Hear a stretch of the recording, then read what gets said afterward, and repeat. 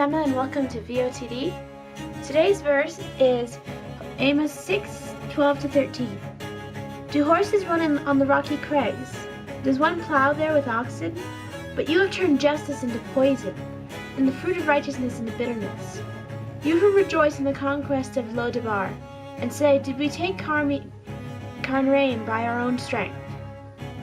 Now this verse, I know that it has weird names like Carnaim in it and stuff like that, but it reminded me of America today.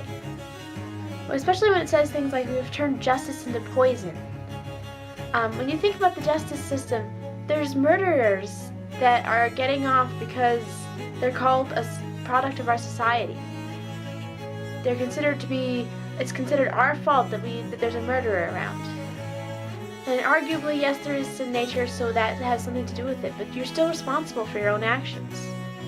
And they're starting to get off the hook because they're considered a product of society. And then there's Christians in public schools who are just trying to bring their faith with them to class. And they have to fight tooth and nail in the courtrooms just to be heard. So there's that double standard. And then it talks about how you've turned righteousness into bitterness. And that's true. They've basically flipped things upside down. When you look at society today, things like homosexuality and abortion and sleeping out of wedlock, which no one seems to even think about anymore, as okay. As there isn't any problem with them. They're just normal.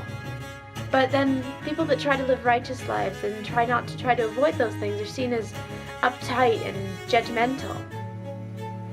And so they've really turned justice into bitterness as well. And the last part talks, the second verse, verse 13, talks about the root cause of all this. Why is this happening? Let's read it again. You who rejoice in the conquest of V.O.T.D and say, did we not take Carnaim by our own strength? Now, I don't know about V.O.T.D and I don't know about Carnaim, but it's talking about by our own strength. And America, and us in general, we've been starting to push God out of the picture. We've been saying, it's gone from, Philippians 4:13 says, I can do all things through Christ who strengthens me. And we really can. But people turn that into, I can do all things if I set my mind to it, or I can do all things if I believe. And that's just not the way it works. And God is the one that gives us strength. He's the one that deserves the credit for anything good in our life. It says every good and perfect thing comes from above. And whether you like it or not, whether you believe in it or not, everything that you have to be thankful for in your life is because of God. Everything good that has come out of your life is because of God. Every work you've done in your life has been through God's power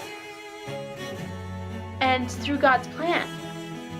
So we don't really have any right to say, it was all me, I was the one that did that, I was the one that deserves the credit, because it really wasn't us at all. And things like having our nation be as strong as it is, that was because of God. Being able to cross the street safely without getting hit by a car, that's because of God. Being able to build something, being able to love what you've done and to admire your work, that's because of God. And the work in the first place is built by God. So we have to avoid being prideful and taking the credit away from God and to ourselves.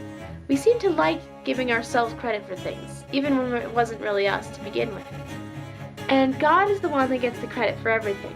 God's the one that gave us the strength. If you're awake this morning, it's because God has given you the strength to get out of bed and do what you need to do. If you're watching this video, it's because God has given someone else the strength to get the internet up. God's the one that works through everything in our lives. And we need to remember to give Him the credit.